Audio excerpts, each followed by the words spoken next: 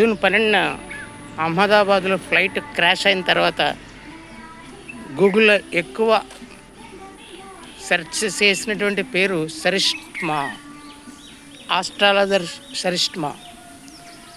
ఆ పేరు కోసం ఎక్కువ సెర్చ్ చేశారు. ఆవిడ ఎప్పుడో 6 నెలల క్రితమే చెప్పింది, ఇండియాలో ఒక ఫ్లైట్ కూలిపోతుందని చెప్పిందంట. అదేవిధంగా 2027లో మోడీ గారు ఆరోగ్యరీత్యా రిటైర్ అవ్వచ్చు అన్న విషయం కూడా ఆవిడే చెప్పింది. తర్వాత భారతదేశాన్ని ఎక్కువ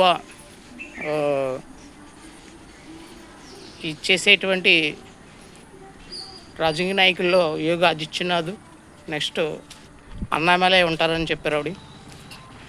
తర్వాత 2026లో జరిగేటువంటి ఎలక్షన్స్లో వెస్ట్ బెంగాల్ నుంచి మమతా బెనర్జీ ఓడిపోవచ్చు అనే విషయం కూడా ఆవిడ చెప్పడం జరిగింది.